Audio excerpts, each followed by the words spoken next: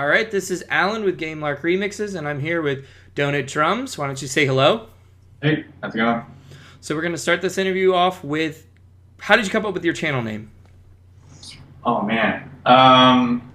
Well, since drums are my main instrument, I wanted drums in there somehow, like drums or drummer, something like that. And I didn't want it to be too serious, like video game drummer or like, like Yeah, I 8-bit want to be drummer. yeah, just like I didn't want to take myself too seriously. And when I was sitting there, I was eating donuts at the time, believe it or not. And it's like DonutDrums. I just kind of wrote it down like, okay, I'll keep that one. That's like my backup. I didn't come up with anything else. Yeah. So DonutDrums just was it. I'm like, sure, DonutDrums, like food. I like donuts. Like, why not? Who doesn't like donuts? Awesome. So it was that simple. It was just like within 15 minutes, I was making the page and the logo and like, donut, yeah, I can do this. And it grew into this, what you see now. And then there's always the, people that look at it are like, why donuts? You know what I mean? You get the question there, so that's cool. Mm-hmm. But All people right. like it because they're like, Mr. Donut, stuff like that. When did you first start playing music? I first started playing snare drum in fourth grade for the school band, and it was my teacher because they would come into class in third grade. And like, who wants to sign up for a school band? I was like, oh, I don't want to do that. My teacher always used to see me dancing around in my seat. She's like, you should play drums. And always move around, fidgeting, little crackhead. And so I was like, yeah, why not? And so I went home and I told my parents, like, my teacher said I should play drums. And my mom was like, cool, yeah, do it. So I signed up, and my parents rented this snare drum from a store. And I remember being like way overpriced, not at the time, but now looking back, I'm like, that snare was not that much money. And yeah, so that's how it started, just snare drum, and it kind of came naturally to me. Yeah. Okay. And I just kind of stuck with it. But yeah, fourth grade was when I started just the snare drum. And later on, it was the full drum set, but I guess that's when I really started actually practicing.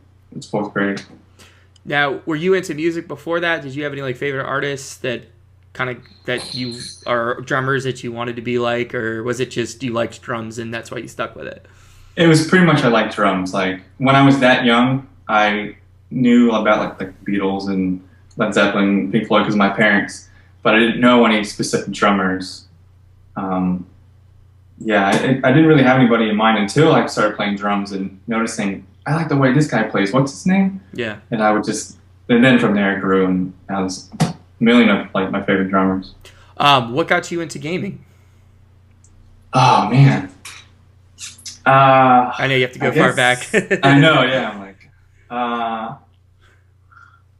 I guess my family, because the first game I remember, my whole family used to play, like my mom and my brother and sister, was Link to the Past, and I didn't play it when I was too young to like understand how to play it, but I remember watching the screen and the dungeons and the music, and just everybody was around the TV playing it, and then when my parents would put me to bed, my mom would continue to play Zelda. Mm-hmm.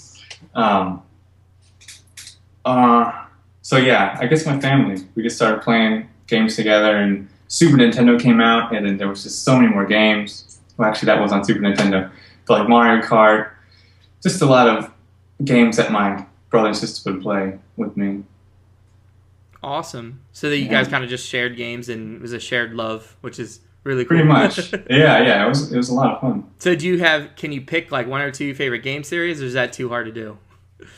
No, well, probably the most memorable. I don't know, like I guess they would be favorites. Super Mario World. That game really had an impact on me, like musically, because when you listen to that soundtrack, first of all, it's amazing. But like the sounds that make up that soundtrack, a lot of them are traditional instruments. You're like, what the hell is that sound? Like it works, but you're like, what is that sound? Like, how can you emulate that? If I want to do a cover of one of those songs, I'm like, what instrument is that? It just has some of the strangest sounds to me. But definitely Mario series, Zelda, of course. Donkey Kong was a big one. That was a that has a huge impact on me musically. because of all the synth sounds and the tones. And then later on, it was more straightforward, like GoldenEye with the like drums, bass guitar, like some of the songs in there, Perfect Dark, and that was kind of a stray away from the traditional orchestra sounding stuff of Zelda. Gotcha. Yeah, those are definitely my favorites. What got you into making video game covers and remixes? Well, I always kind of fiddle around on the piano, and I kind of like figure out like Mario, like like, oh, it's so cool, I could play that. Throughout my years, and then I got this keyboard that I use now in my videos, and it had all these sounds, and some of them sounded like they just reminded me of old like 8-bit kind of sounds. Like, that's cool. I wonder if I could figure anything out. And I don't know how it started, but I was looking up GoldenEye soundtracks, and I'm like, wow, I missed this game. Like, this music was so cool. I remember like the Frigate, Damn, Silo, all those songs. Mm-hmm. And I would just kind of start figuring them out on piano. I'm like, I wonder if I could do a cover, because I always made videos when I was a kid, and I did a couple of music videos. And so one day I just decided to record Frigate, which was my first song on YouTube. And I had so much fun making that video and doing that song and figuring out the parts. It was just a whole ton of like inspiration, and like, oh, this is so much fun. Like, because I love music and I love making videos, and to do both in the same process, in the same creative thing, was just awesome for me. And once I did that, I'm like, okay, I'm gonna do this song, and it just spiraled. So you combined your passions. Pretty much, yeah. So I know the answer to this, but this isn't your first channel, DonutDrums. No, it isn't. And you mentioned your first remix was GoldenEye, and you had a previous channel. Mm-hmm. Now, do you want? Sorry, go ahead. Okay, actually, before that, I had a channel back in 2006. It was either 2006 or 2005, like when YouTube first started, like, years ago. And I did drum covers, just straight drum covers, and I would play like a Dream Theater song just on drums. And I would have multiple camera angles, and I would play through the song like 6 times, one for each camera angle. Then I would edit together almost like a multicam thing. And I put that online. And back then there weren't a lot of people on YouTube, but there was still a lot of people viewing it. So there was a lot of views on those videos. But I ended up taking it down because I don't know. I went to college and I stopped doing a lot of music. But yeah, then years later, when I started listening to GoldenEye stuff, then I started my second channel, and it got to a point where, I don't know, I just wanted to start over and kind of rebrand myself, even though I wasn't like a big name, not at all. But I just felt the need to reinvent. Yeah, exactly. Yeah, I just wanted to restructure a lot of stuff, and just kind of, because I took YouTube so seriously at that point that when I look back at my old videos, I'm like, I wish I would have done all the stuff differently, because it really would have helped out. What things would you have done differently, though? Because I'm kind of, for newer people that are just getting started, I want to know if you have any tips. You obviously thought it would be better to redesign it to DonutDrums, and it's definitely worked. I mean, you've definitely... So. Yeah, I think so.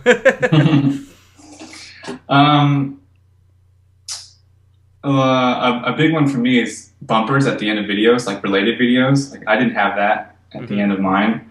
Like previous song, or like collaborations, like someone else's channel.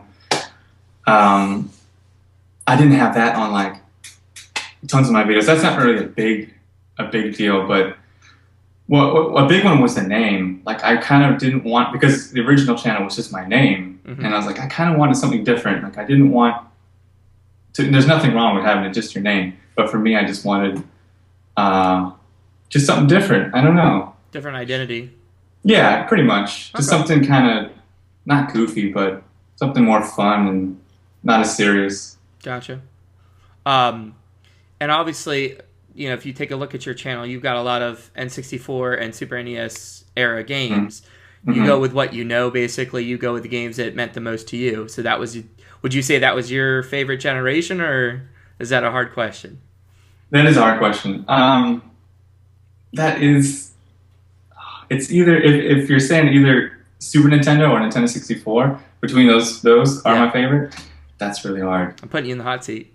That is really hard because there's so many classics on each. Like with Nintendo 64, it was the last cartridge. You know, I mean, there was PlayStation 1, but like for Nintendo, the last cartridge besides the DS. So when composers were making the music for those games, they were restricted, just like on the Super Nintendo, but how many sounds and layers and how realistic the sounds could be. So they were kind of limited. Right. So everything still sounded like, I don't want to say fake, but computerized. It sounded real like MIDI sounding because I guess it was. Whereas PlayStation 1, like Medal of Honor, yeah, you had, and like Jurassic Park Lost World, you had real orchestras for like the first time, and that was like a whole new thing. But it really took away from kind of the fun and innocent sounds of... A charm, would you say? Yeah. There's a charm? There is a certain charm to hearing a synthy-sounding orchestra versus this big... But don't get me wrong, I love big orchestras. That's like, movie soundtracks are like... I love that stuff, like John Williams, all that stuff. And like with Mario Galaxy, that was a big orchestra. That sounded amazing. So there are amazing ones out there. Not to say anything that's real is not as good. But with the N64, that was kind of like the last sounding thing for me, at least. I mean, I know on GameCube and Wii, there's still some synthy sounding orchestra stuff or what have you. Mm-hmm. But Nintendo 64 was kind of like the last of that particular fun sounding charm, as you say. Gotcha.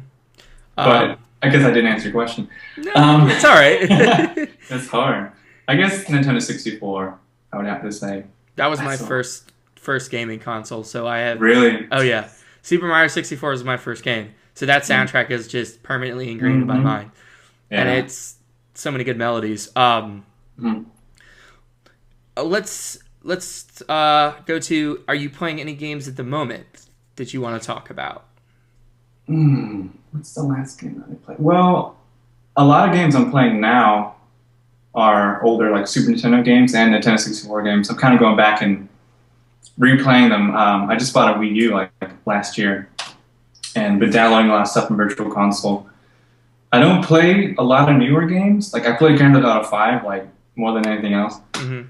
But a lot of newer games, I don't know.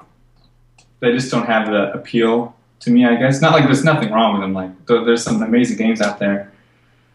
But you connect with the classics more. I do, yeah. I hate to sound like an old, like... Well, you're a Nintendo fan. Yeah, I am too. I have that special place in my heart. No matter how advanced some of the games get, I don't know, something like The Division with Tom Clancy's The Division, the Ubisoft, the new game that's coming out. And people are losing their minds over that. And I lose my mind over Zelda Wii U. I'm just like, yes, this looks great. Mm-hmm. It's got the classic feel, but it's updated and it's open world. And so I understand what you're saying. Yeah. But there are newer games that are still really good. And I wish I had the time to play them all. But sometimes I don't know. I probably spend more time recording video game music, than playing video games. I try to balance it, but yeah, I don't think I just moved into this house, so I haven't unpacked my Wii U or PS3. I haven't played any games on it because I've been trying to get back to recording music. But once I do get settled down, I will start playing. And Nintendo announced a new Star Fox, whenever that's going to be out. Yeah. That's going to be hopefully pretty cool. Well, there's a PS4 bundle going right now with Bloodborne, so if you want to have a game that makes you want to cry and scream all at the same time. That's true. I've been playing that, and that game is an amazing soundtrack too. It's orchestral with choral. Oh yeah. But yeah.